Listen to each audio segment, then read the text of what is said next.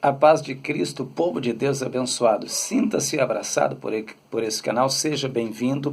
Deus abençoe grandiosamente a sua vida. Você que não é inscrito nesse canal, se inscreva no canal para que você receba a oração da meia-noite. Você tem um grande privilégio de se inscrever nesse canal, pois nós estamos em oração permanente todos os dias à meia-noite. A oração é transmitida ao vivo nesse mesmo lugar onde eu estou. Eu estarei orando em favor da tua casa, do teu filho, da tua família, para Deus fazer uma grande obra de libertação. Então, para você receber essa oração da meia-noite feita aqui por nós, junto com os meus inscritos, é necessário que você se inscreva no canal. Não fique de fora. Vai lá, se inscreve rapidamente agora no canal. Hoje nós temos oração da meia-noite, amanhã, todos os dias a gente tem. E a finalidade é os inscritos do canal. Amém? Deus te abençoe e a paz de Cristo alcance tua vida. Irmãos, escuta aí, eu vou mostrar uma coisa aqui para vocês. Eu tenho falado muito a respeito do Davi Miranda Neto. Não tenho nada contra ele, né? Eu acredito que ele, como pessoa, deve ser uma pessoa uma pessoa boa, né? As pessoas que têm contato, amizade com ele, deve ser uma pessoa muito boa. Não tenho nada contra ele, né? Apenas o que eu tenho contra os ensinamentos que ele dá, porque ele é contra a doutrina bíblica que nós aprendemos. Escute o que ele vai dizer. Bom, se as mulheres que usam saia mostram suas canelas, isso não é pecado, por que seria pecado um homem usando shorts mostrando a canela? Obviamente não faz sentido algum. Isso é um costume de época, como por exemplo na época de Jesus, os homens usavam túnicas, onde suas canelas também ficavam expostas. Nós só não temos o costume hoje de usar shorts em ambientes mais formais como igreja, então não seria aconselhável usar numa igreja, mas obviamente não é pecado, e quem acha que é, simplesmente falta conhecimento bíblico aí, né? Vamos crescer no conhecimento. Bom, se as mulheres que usam saia... Vocês entenderam o que ele falou? Vocês entenderam o que ele falou?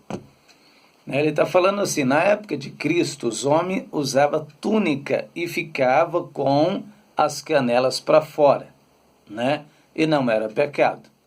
Só que analisa comigo, em primeiro lugar, a palavra túnica significa vestes comprida até os pés. Então os homens não ficavam com a canela de fora. As vestes dos judeus eram até os pés. Quem era que ficava com as canelas para fora? Era somente soldados de guerra. Os soldados de guerra é que ficavam com a veste mais curta porque eles eram guerreiros. Eles precisavam lutar na guerra, né? Se tivesse que dar um chute no inimigo, alguma coisa desse tipo usando as pernas, era necessário que eles estivesse com uma vestidura mais curta por causa da guerra, mas não era linha de doutrina para Israel usar vestes curtas, muito pelo contrário, todos os judeus, tanto homem como mulher, usava vestes compridas até os pés. A tradução da palavra túnica é vestes compridas até os pés, e ele está dizendo que se eles usavam na época vestes curtas e não era pecado, então não tem problema um homem de Deus hoje usar uma bermuda no meio da rua, né? Desde que não seja na igreja, mas no meio da rua, ele está dizendo que não tem problema. Irmãos, olha onde chegou a mente dele, totalmente diferente daquilo que o seu avô pregava e daquilo que nós aprendemos com a Bíblia, né? Volto a dizer, eu não tenho nada contra a pessoa dele. Só que eu penso assim, do mesmo jeito que ele tem o direito, né? Ele tem o direito de ter a sua opinião, não concordar com a doutrina que o seu avô pregava, porque é uma traição muito grande o que a família está fazendo.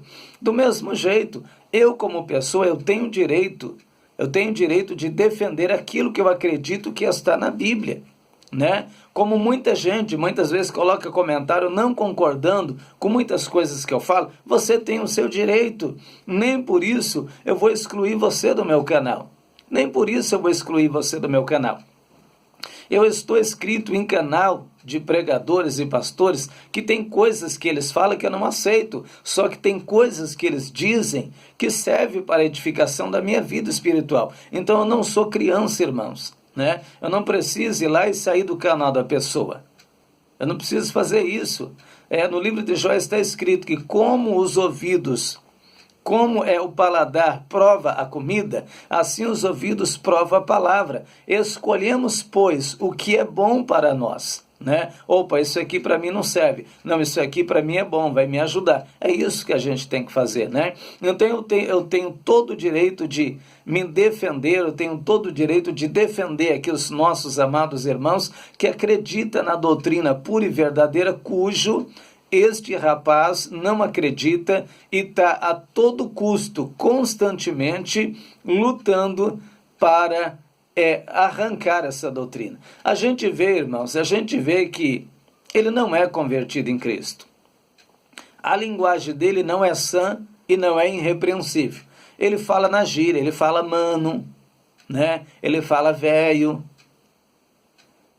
ele fala todo o tempo na gíria. Essa linguagem não é uma linguagem de um homem de Deus. Ordena a todo o meu povo, a todo mundo, que te ajude a zelar da minha doutrina.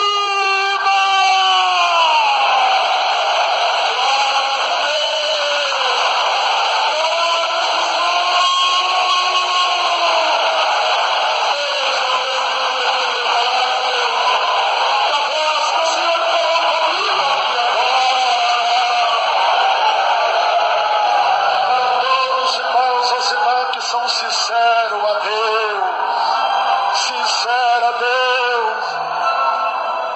ajudar-nos a zelar da doutrina do Senhor. Glória a Deus. Irmão, você tem uma coisa que eu acredito que o missionário Davi Miranda, jamais ele pensou na vida dele, jamais ele pensou que o seu próprio neto, que muitas vezes comeu nos seus braços, que esteve ao seu lado, que viu ele crescendo, traísse a confiança do seu avô, fazendo tudo o que ele está fazendo. Jamais ele pensou que a própria filha ia ajudar, ia consentir, melhor dizendo, dar todo o consentimento ao seu filho para mudar a doutrina bíblica. Porque a doutrina que nós aprendemos é bíblico, Davi Miranda Neto, ele disse aí que usar bermuda não é pecado. Irmãos, um homem de Deus tem que saber se vestir. O que diz a Bíblia lá no livro de Romanos, capítulo 6, no capítulo 12?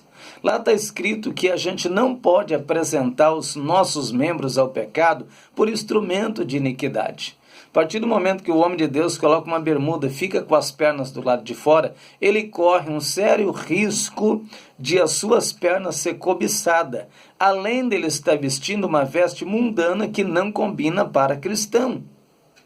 Não combina. E ele está dizendo que não tem nada a ver. Então, quer dizer, ele está transformando a mente da nova geração e dizendo que não tem problema. Nós temos pastores já que estão assumindo nossas igrejas, temos pastores que dizem que pintura de cabelo não é pecado. Por quê, irmãos? De tanto ver a Débora pintando o cabelo, muitas irmãs e muitos pastores já se corromperam e acham que não é pecado. Se não fosse pecado, não estava na Bíblia. No livro de Provérbios, no capítulo 20, no versículo 29, está escrito: a beleza dos jovens é a sua força, mas a beleza dos velhos são os seus cabelos brancos. Se os meus cabelos brancos é a minha beleza, como que eu vou pintar? No livro de Provérbios, capítulo 16, no versículo 31, está escrito: coroa de honra são as cãs, achando-se elas no caminho da justiça. Se a palavra de Deus está dizendo que os meus cabelos brancos é uma coroa de honra, quando eu encaro como justo, como que eu vou pintar, irmãos? Se no livro de Mateus, no capítulo 5, no versículo 36, está escrito que nós não podemos tornar um cabelo branco ou preto, como que eu vou pintar? Como que não é pecado? Não, me responda aí, como que não é pecado? Eu estou trabalhando e usando a Bíblia, não é invenção de homens. Não é invenção de homens, é a palavra de Deus que está dizendo.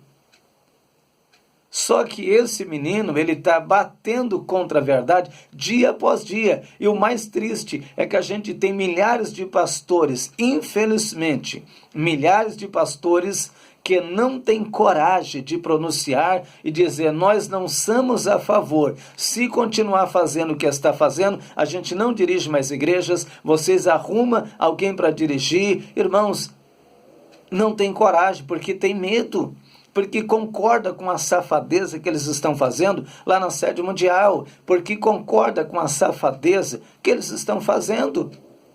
Irmãos, a igreja Deus e Amor, ela tem nome. Não é qualquer igreja que foi fundada hoje. É uma igreja que foi fundada através da oração de lágrimas. E nós temos milhares de homens e de mulheres de Deus que não aceitam isso que eles estão querendo implantar na igreja. Só que se a gente calar a nossa boca e ficar com o nosso zíper na boca e ficar bem quietinho, eles vão fazer o que eles querem. Eles estão nas nossas mãos. Não é a gente nas mãos deles. Sabe por que eles estão nas nossas mãos? Porque quem sustenta eles somos nós. É você que sustenta eles. Porque se você falar assim: a partir de hoje eu não dou mais o dízimo enquanto vocês não melhorar a situação da igreja, eu quero ver o que eles vão fazer. Porque é você que sustenta eles. Se eles hoje têm carro blindado, têm casa, têm mansão, é por causa do nosso dinheiro. É por causa do nosso dinheiro. Nós somos os seus patrões. Nós somos os seus patrões. Se a gente é o patrão, quem manda não é o empregado, quem manda é quem paga.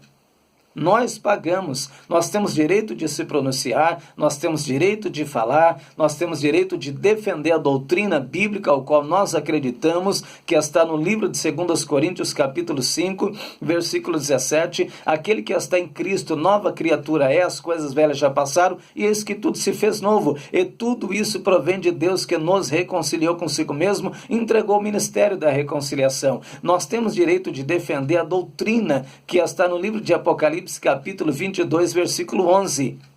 Aquele que é santo, seja santificado, mas ainda, nós temos direito de defender a doutrina que está escrito na Bíblia, irmãos, no livro de Romanos, no capítulo 6, no versículo 1.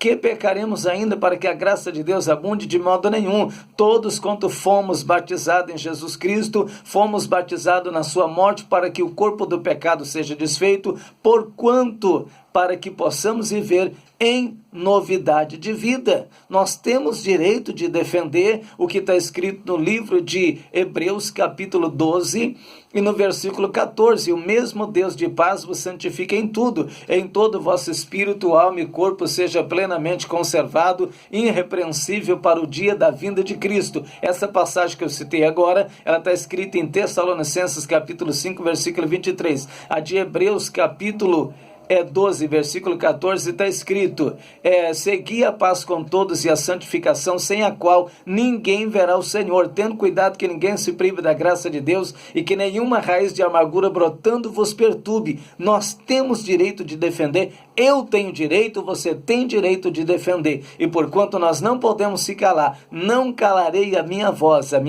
vai continuar defendendo a verdade que nós aprendemos. Amém? A paz de Cristo, Deus te abençoe.